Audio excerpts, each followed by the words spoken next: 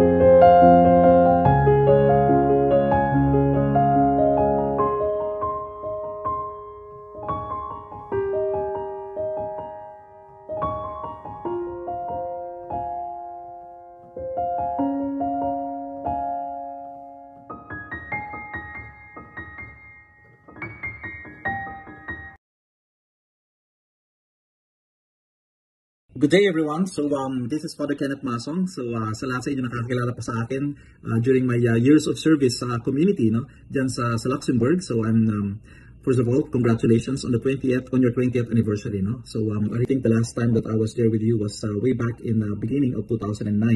So it's really more than 10 years already. And the last time I was there in that area, basically in Belgium, was 2015. Unfortunately, I wasn't able to visit Luxembourg, you know, so during those times, no. But I hope and pray, God willing, I'll get to say hi to you all personally again if ever I find myself back in Luxembourg, no.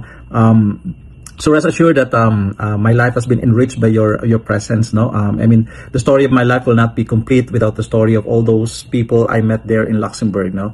I hope and pray that your community there is flourishing as it was before, and I really look forward to seeing all of you personally again. So again, congratulations and thank you very much for inviting us to be part of your 20th anniversary celebration. God bless. To the Filipino Catholic community of Luxembourg, I want to wish you a happy anniversary as you celebrate 20 years. It has been, I think, 11 years or 14 years since I had my last Mass with you. I introduced Father Mike Layugan as my successor, para hindi mawalan ng pari ang simbahang Pilipino Katoliko sa Luxembourg. It still brings me fond memories to see you grow, see your Facebook post, and see the community alive, growing. The little children have grown, and we, the adults, have aged. Dumami na ang puting buhok, bumigat na ang timbang. Again, I would like to greet you happy 20th anniversary. I have had fond memories of you. In fact, yung suot kong relo ngayon, ito pa yung regalo ninyo ng 2011 nung ako'y nagpaalam sa Luxembourg at nagpasalamat sa malugod na pagtanggap ninyo. Again, happy 20th anniversary. All the best and may God always bless you. Magandang hapon po sa inyong lahat mga kapatid dyan sa Luxembourg. Ako'y nagagalak dahil sa inyong pagdiriwang ng ika-20 anibersaryo ng pagkatatag ng inyong community. At ako'y nagagalak din dahil naging bahagi po ako sa inyong community nung ako'y nag-aaral sa Belgium.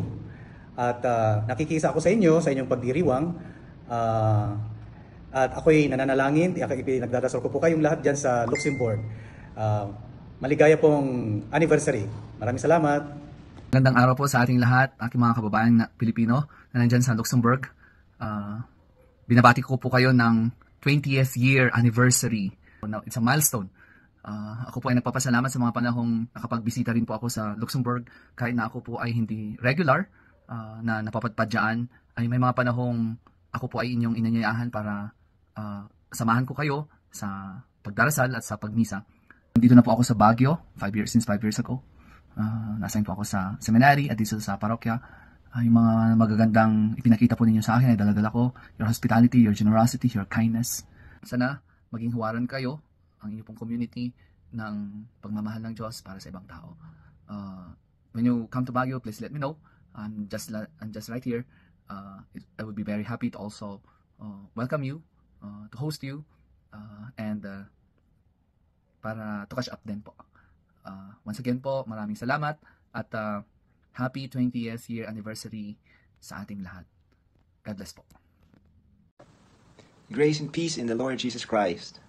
To the Filipino Catholic community in Luxembourg, under the patronage of San Pedro Calungsod, I send my warmest greetings and congratulations for the 20th anniversary of the community.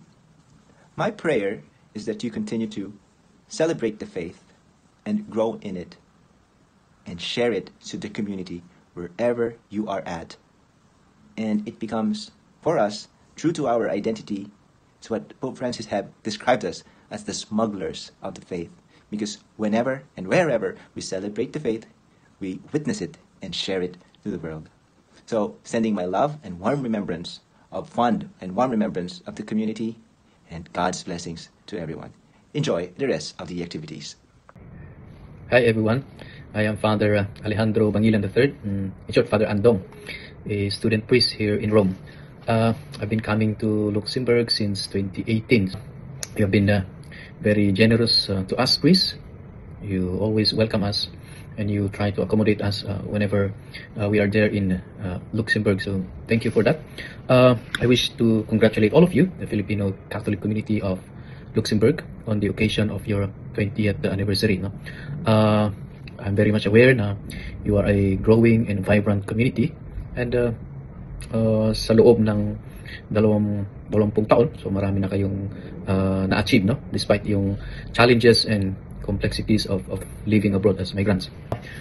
My prayer for you is may the good Lord continue to bless you and sustain you for the next 20 years and even beyond, as you try to dedicate your life as Christians to the noble task of being smugglers of the faith, gaya ng sabi ni Pope Francis, no?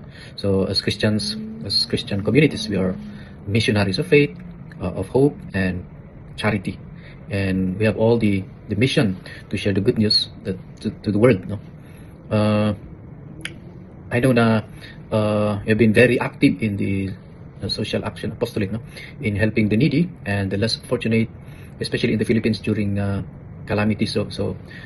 So keep up the good work. So yung challenge sa ating lahat is to become a synodal and missionary church. So to walk together, to work together, and to listen to to one another. So, yun po yung challenge sa ating lahat.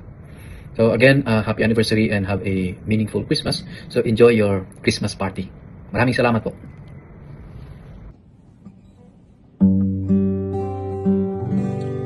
May the blessing of God be upon you. The blessing of the Father and the Son. And may the Spirit of God, the Spirit of peace, be with you in all your ways. Congratulations to the Filipino Catholic community in Luxembourg. Naalala ko pa nung ako'y nandiyan dyan at nagsiserve sa inyo kung gaano tayo kasaya at kung gaano punong-puno ng Espiritu ng Panginoon. I pray that God continues to inspire you, keep you united, and hopeful sa kabila ng mga pagsubok ng buhay. And don't you worry because we're always praying for you. And I give you this blessing. And may the Spirit of God, the Spirit of peace, be with you in all your days. Let us not forget to come together in great thanksgiving at the celebration of the Holy Eucharist, for He is above all the most gracious. Filipino Catholic Community of Luxembourg, happy 20th anniversary of witnessing to your Catholic faith. The Lord be with you. And with your spirit. And may the Almighty God bless you all, the Father, the Son, and the Holy Spirit. Amen. Praise be Jesus Christ.